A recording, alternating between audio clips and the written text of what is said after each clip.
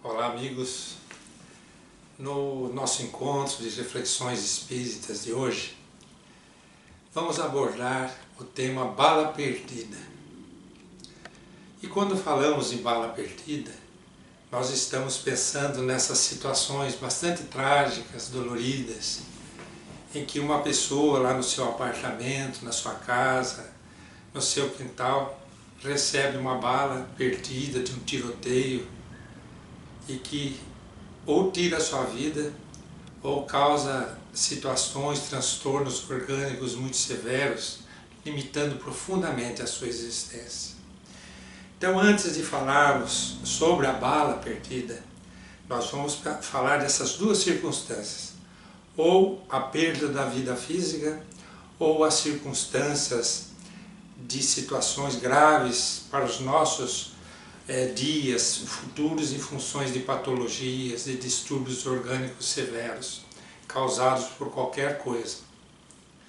Dentro das leis de Deus, o Espiritismo entende e apresenta-nos a tese de que nada ocorre na existência física sem o consentimento do Pai. Jesus já dizia isso.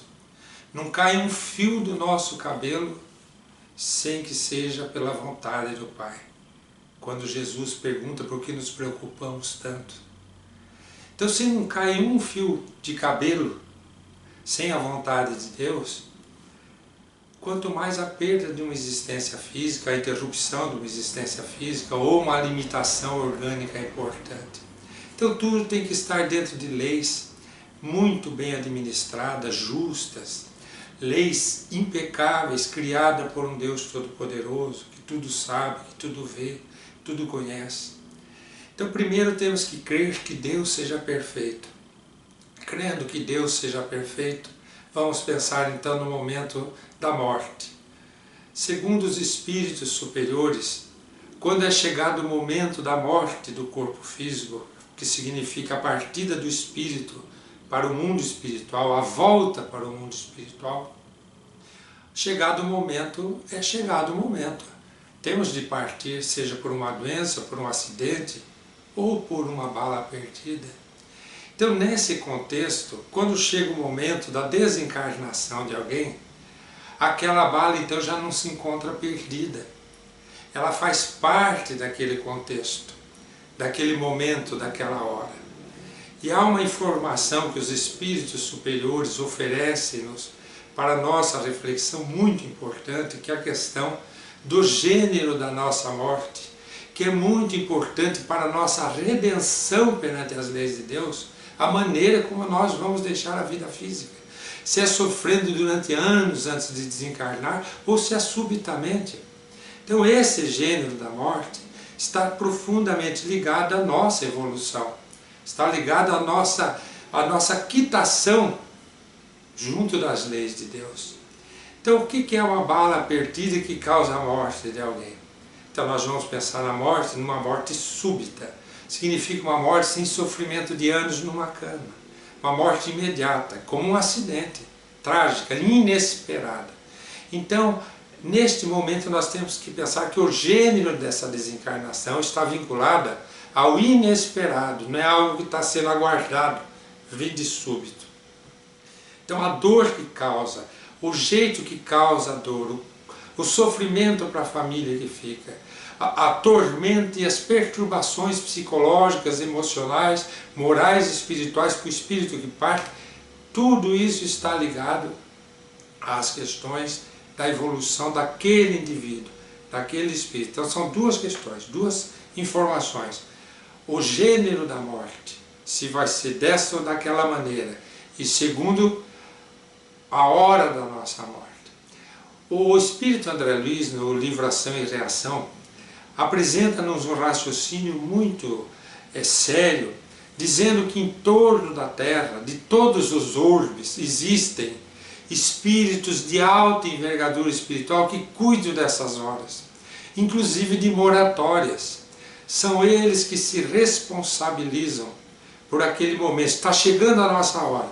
E de repente eles lá no mundo espiritual superior entendem que seria interessante que continuássemos mais um tempo na Terra Eles vão adiante na hierarquia, pedindo autorização.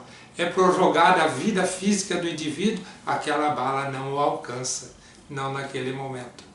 Então é isso que nós vamos entender. Eu tenho um caso muito curioso e que me ensinou muito, que já devo ter até referido em outros programas, que foi o caso de uma paciente que me procurou de uma maneira muito interessante, porque ela se dizia missionária, evangélica, que tem muita devoção a Deus, que dedica sua vida às orientações divinas, se entrega à sua igreja como uma verdadeira missionária, e que havia perdido um filho por uma bala perdida aqui na nossa região, na região de Arapongas, aqui, cidade próxima a Acambé.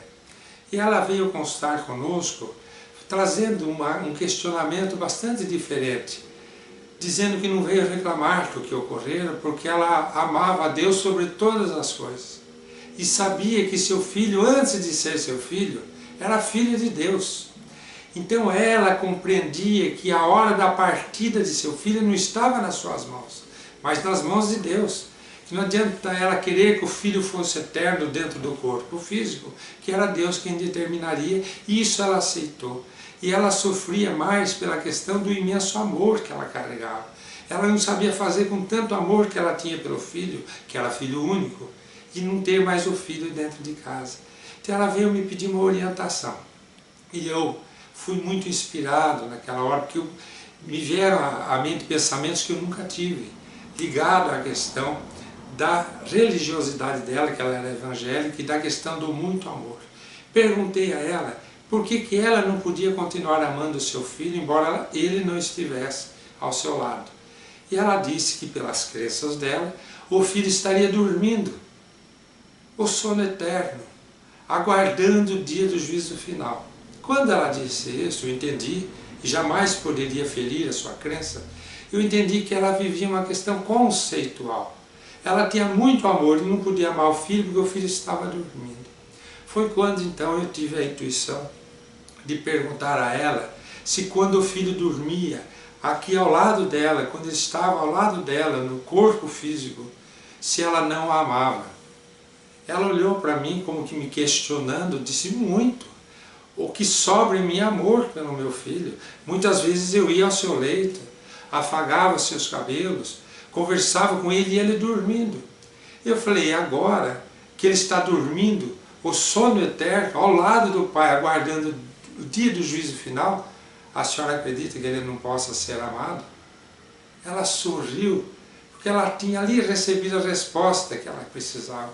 Eu posso continuar amando meu filho, embora ele não esteja dormindo ao meu lado, mas dormindo em algum lugar, no mundo espiritual, aguardando o dia do juízo final, que é a crença dela.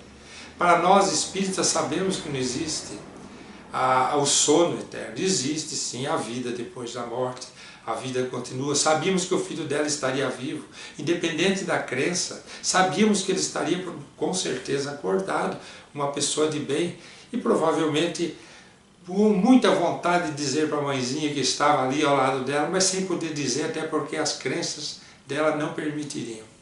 Mas pudemos, de alguma forma, sermos felizes em oferecer a ela a condição de continuar amando o seu filho. Mas o que muito me marcou é que só com o amor que ela tinha por Deus, para ela foi o suficiente para entender a bala perdida. Mas para aqueles que não compreendemos e buscamos injustiça em tudo, se nós formos observar a linguagem da humanidade, é a busca da injustiça, em tudo há injustiça, nós queremos colocar em Deus essa injustiça que não existe. Deus é justo, soberanamente justo. Nada ocorre dentro das leis divinas que não esteja dentro de uma justiça magnânima, banhada de amor. Então, para nós os espíritas não existe a bala perdida, existe a hora da morte e o gênero da morte. Fica aqui, então, ficam essas reflexões para o nosso encontro de hoje. Obrigado a todos, até o nosso próximo momento de reflexões.